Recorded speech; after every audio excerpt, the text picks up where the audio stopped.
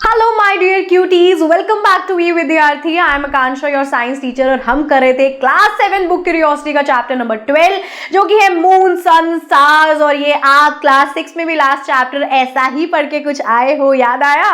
तो भाई ये उसी का एडवांस वर्जन है। ऑलरेडी आप सोलर सिस्टम में बहुत सारी चीजें देख चुके हो, मून सन स्टार्स के बारे में भी बहुत कुछ जान चुके हो, कॉन्स्टलेशंस के बारे में आप पढ़ के आ चुके हो।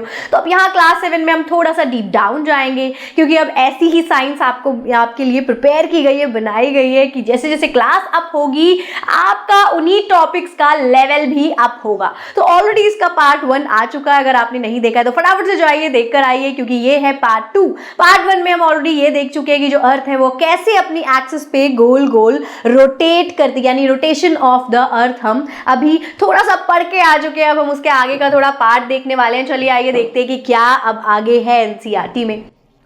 यहाँ एक बच्चे का बड़ा ही क्यूरियस और मजेदार सवाल है, क्या पता आप सबके मन में भी, किसी के तो मन में ये आया होगा कि जो अर्थ है जब वो अपने एक्सिस पे गोल गोल रोटेट करती है तो जैसे हमें लगता है, होता नहीं है, लगता है कि सन जो है, सूरज हमारे राइट में है, अब लेफ्ट में है, अब सर के ऊपर आ गया है। इस तरीके से हमें ऐसा लग रहा होता है कि ईस्ट टू वेस्ट सन अपनी डायरेक्शन चेंज कर रहा है, लेकिन एक्चुअल में ये नहीं हो रहा होता।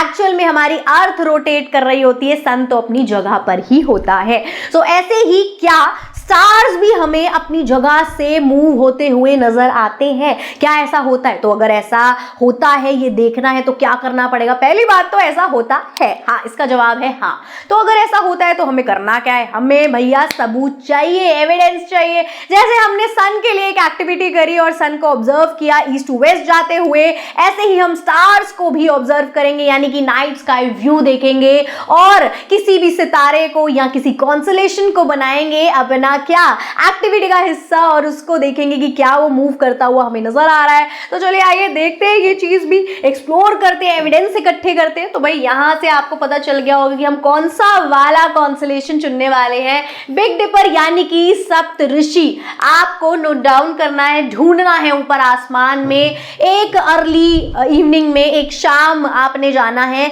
लेकिन किन महीनों में ये भी यहां पर लिखा हुआ है। आप चूज करेंगे मार्च से मई का मंथ, कोई भी, ठीक है। आप इसी टाइम पर जाएंगे, बिग डिपर को देखेंगे, पोल स्टार को आइडेंटिफाई करेंगे कि कहाँ आपको आसमान में दिख रहा है। एक रेफरेंस पॉइंट ढूंढेंगे, यानी कि ये देखेंगे कि ये जो एक बिल्डिंग खड़ी हुई है या ये जो पेड़ है, इसके इस साइड पर मुझे दिख रहा है क्या? Big dipper. इस साइड पर या फिर ऊपर, जहां भी आपको दिख रहा है, तो आप वो बिल्डिंग या ट्री को अपना रेफरेंस पॉइंट बना सकते हैं। क्यों? क्योंकि वो अपनी जगह से हिलेगा नहीं, यानी वो जो पेड़ और वो जो बिल्डिंग होगी वो अपनी डायरेक्शन तो नहीं बदलेगी, वो तो एक ही जगह रहेगी। लेकिन वो जो स्टार है, वो जो कॉन्स्टलेशन है, वो हमें मूव होता हुआ कैसे पता चलेगा? ऐसे ही पता चलेगा कि जो एक चीज है वो तो स्टिल है अपनी जगह पे, लेकिन दूसरी चीज तो अभी यहां थी, अब यहां हो गई, अब यहां हो गई। ऐसे ही तो हमें डिफरेंस पता चलेगा कि वो मूव कर रही है। ऐसे यूं यूं घूमती हुई तो नजर आएगी नहीं, ठीक है। तो यही एक एक्टिविटी है, आपने अपनी लोकेशन नोट डाउन करनी है, डेट डाल देनी है कि कौन सी तारीख को आप ये देख रहे हो। जैसे कि फॉर एन एग्जाम्पल आप 2 मार्च को जो है देख रहे हो नाइट स्काई को, ठीक है। लोकेशन हो गई आपकी दिल्ली हो गई, बॉम्बे हो गई, जहां भी आप रहते हो, बिहार हो गई, ठीक है। आप अपनी लोकेशन लिखोगे, आप तारीख डालोगे और आप ड्राइंग बना लोगे कि जी ये फलाना बिल्डिंग बना ली आपने, और इसके इस तरफ आपने इस तरीके का बिग डिपर जो है देखा है, ठीक है। इस तरीके का कुछ बिग डिपर होता है, आप ऐसे बना लोगे कि इसके इस साइड, और टाइम लिख लोगे कि 7 PM, सॉरी शाम को देखना है ना, तो 7 PM, ठीक है। शाम 7 बजे ये इस तरफ दिख रहा है। अब आपने करना क्या है? इस एक्टिविटी में आपने टाइम चेंज करना है। कैसे टाइम चेंज कैसे करना है? ये देखो,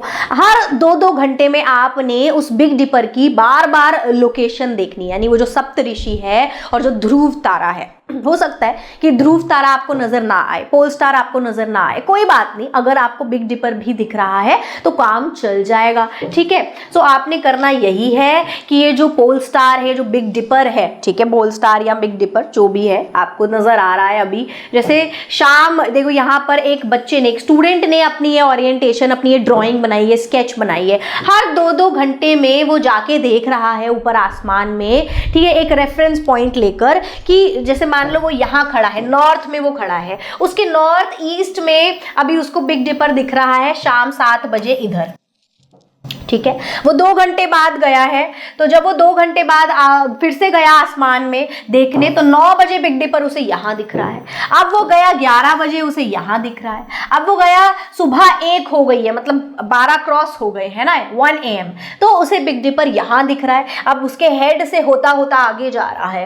अब 3 बजे, लगभग सुबह के 3 बजे उसको बिग डिपर यहाँ नजर आया अपनी लोकेशन से, ठीक है। यानी नॉर्थ ईस्ट से जो है वो चालू हुआ था और अब उसकी लोकेशन नॉर्थ वेस्ट पर आती चली जा रही है, जिस तरीके से हम सन की डायरेक्शन देखते हैं ईस्ट टू वेस्ट, ठीक है।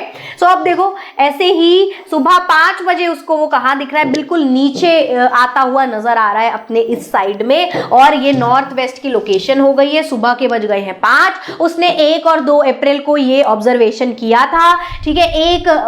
कैसे हुआ, 1 तारीख को शाम 7 बजे उसने ये चालू किया नोट डाउन करना, और क्योंकि सुबह हो गई देखते देखते, तो 5 सुबह कब के बज रहे हैं, 2 अप्रैल के ये बज रहे हैं सुबह, ठीक है, 5 AM सुबह के, मतलब 5 बज रहे हैं। एक बच्चे की पुणे की ये लोकेशन है। इसी तरीके से आपको भी एक्टिविटी परफॉर्म करनी है और यही स्टेप बार बार 2-2 घंटे बाद नोट डाउन करके फॉलो करना है। इससे आपको ऐसा पता चलेगा कि बिग डिपर किस तरीके से मूव हो रहा है, ठीक है, कि वो भी मूव हो रहा है ऐसा आपको नजर आएगा, ठीक है, और पोल स्टार के अराउंड ही। अब चलिए आगे बढ़ जाते हैं। सो भाई इससे हमें क्या पता चल रहा है कि जो अर्थ होती है, अर्थ की जो एक्सिस होती है रोटेशन की, pointing near the pole star, ठीक है, वो जो अर्थ की एक्सिस है इस तरीके से, ये देखिए अर्थ की जो एक तो अर्थ की एक्सिस ना हल्की सी जो होती है वो टिल्टेड होती है, ऐसी नहीं होती, बिल्कुल अपराइट नहीं होती, इस तरीके से थोड़ी सी टिल्टेड होती है। ये चीज़ अभी आएगी आगे, बताएंगे आपको, मैंने पहले ही बता दिया है, ठीक है। तो अर्थ की जो एक्सिस होती है जिस पे वो रोटेट कर रही है, अर्थ इस पर रोटेट कर रही है, ये कैसी होती है, ये पॉइंट, इसका जो पॉइंट होता है, मतलब इस तरीके से, इसके जैसे ये हो गई हमारी अर्थ की एक्सिस, इसके जस्ट यहां मान लो for an example pole star होगा, ठीक है। तो किस एरिया में है वो, नदर्न हेमिस्फेयर में है वो, ठीक है, नॉर्थ वाले हिस्से में, ठीक है, पॉइंट आउट करता है। So makes the pole star appear nearly stationary, इस वजह से हमें पोल स्टार ऑलमोस्ट क्या दिखेगा, स्टेशनरी दिखेगा। तो पिछली वाली एक्टिविटी में जो हमने रेफरेंस पॉइंट लिया था, पेड़ या फिर क्या कहते हैं बिल्डिंग को, उसकी जगह आप पोल स्टार भी ले सकते हो अगर आपको पोल स्टार नजर आ गया है तो, ठीक है। अगर पोल स्टार नजर नहीं आ रहा है तो कोई बात नहीं, अगर पोल स्टार नजर आ गया तो वो भी आपको स्टेशनरी जैसा ही दिखेगा, वो ज्यादा मूव नहीं करेगा इधर उधर, ठीक है। सो वो हमें ज्यादा मूवेबल नहीं दिखता, इधर उधर नहीं हो जाता है। क्यों, रीजन क्या है, रीजन यही है कि जो अर्थ की एक्सिस है उसका जो पॉइंट होता है, ठीक है, वो ऑलमोस्ट उसके जस्ट ऊपर पोल स्टार होता है नदर्न हेमिस्फेयर में। इस वजह से पोल स्टार ऐसा दिखता है जैसे कि वो स्टेशनरी है, with other star seeming to move, जबकि बाकी के स्टार उसके अराउंड मूव करते हुए नजर आते हैं।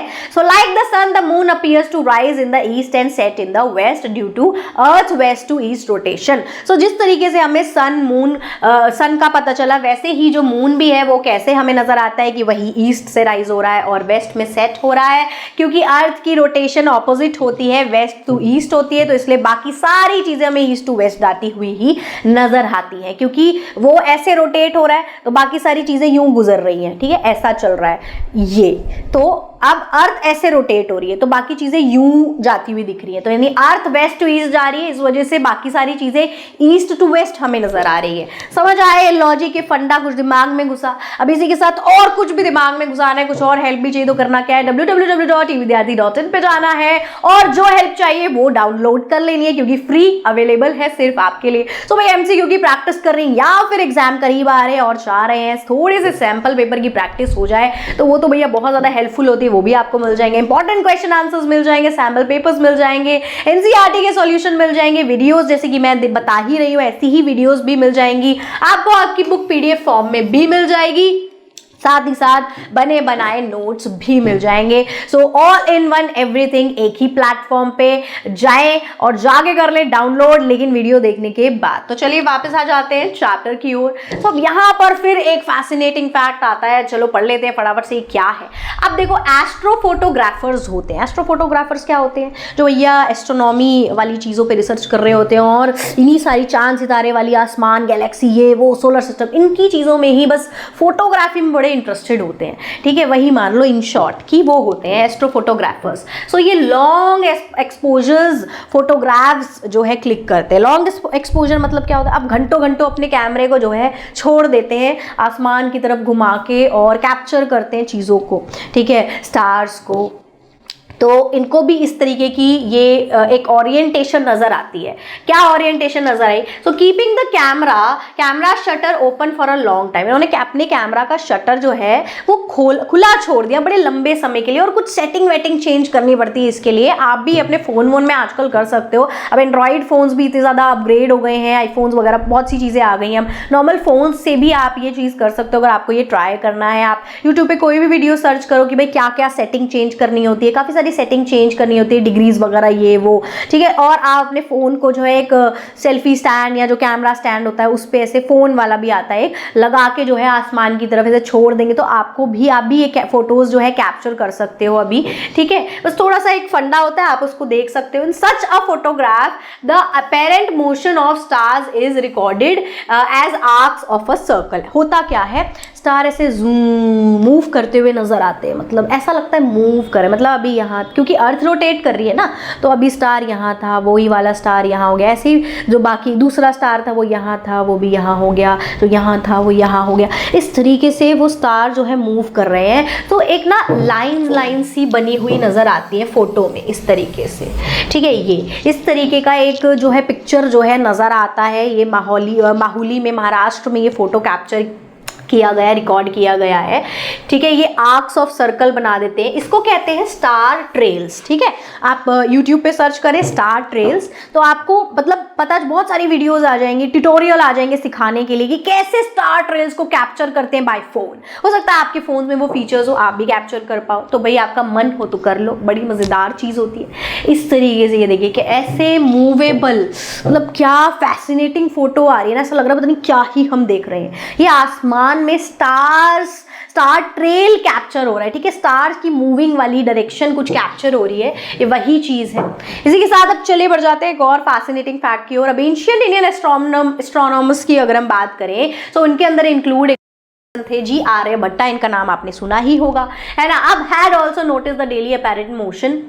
इन्होंने क्या किया था, इन्होंने रोज की अपनी लाइफ में और मतलब डेली का जो मोशन होता था सेलेस्टियल ऑब्जेक्ट का, सेलेस्टियल ऑब्जेक्ट मतलब क्या होता है, ये जो सारे सोलर सिस्टम वाली जो चीज़ें होती है जैसे कि मून, स्टार, सन, इनके जो मूवमेंट है, डेली मूवमेंट, ठीक है, सन, मून, प्लैनेट, स्टार, ये इन्होंने बहुत ज़्यादा क्या करी, ऑब्जर्व करी, नोटिस करी, इस पर इन्होंने काम किया, ठीक है। ये फेमस मैथमेटिशियन है, सबको पता है आर्यभट्टा कौन है भैया। जीरो किसने बनाया, जल्दी मुझे बता देंगे कॉमेंट बॉक्स में, ठीक है। ये बहुत फेमस मैथमेटिशियन है, साथ ही साथ ये एस्ट्रोनॉमर भी थे। पुराने टाइम में इंडिया में इन्होंने क्या लिखा था, इंपॉर्टेंट ट्रीटाइज लिखी थी इन्होंने, Aryabhatiya, around the fifth century CE. Fifth century मतलब कितने पुराने ज़माने की बात हो गई मान लो। सो इन्होंने स्टार्स की जो एपरेंट मोशन है उसके बारे में बताया था कि वो इस वजह से होती है क्योंकि भैया जो हमारी अर्थ है वो रोटेट करती है, और इसको अच्छे से एक्सप्लेन भी किया था इन वर्स 9 गोलापाड़ा आर्यभट्टिया अपने बुक में। एक स्पेसिफिक पार्ट में मेंशन्ड है जो यहाँ पे, उसमें इन्होंने इसको मेंशन किया कि कैसे उन्होंने एक्सप्लेन किया कि कैसे जो है अर्थ वो मूव मतलब रोटेट कर रही है, जिस वजह से जो स्टार्स हैं वो ऐसे मूव करते हुए हमें नजर आते हैं, ठीक है। सो ये बड़ी ही मज़ेदार जो है चीज़ आपको मिलने वाली है। अगर आपका कुछ इंटरेस्ट हो तो आप इनकी ये जो बुक है ये सर्च करके देख सकते हैं। किसी बच्चों को होता है इंटरेस्ट, मैं समझ सकती हूँ। चलिए इसी के साथ ये वाली वीडियो अभी यहीं तक थी, तो पार्ट 2 इसी के साथ यहाँ खत्म हो जाता है। अभी पार्ट 3 आएगा, पार्ट 3 में हम करेंगे आगे की चीज़, वरना बोलोगे कि मैम इतनी बड़ी वीडियो बना देती हैं। So thank you so much for watching. I hope आपको सारी चीज़ें अच्छे से समझ आई हैं। सो अगर समझ आई है तो like, subscribe and share. Bye bye cuties.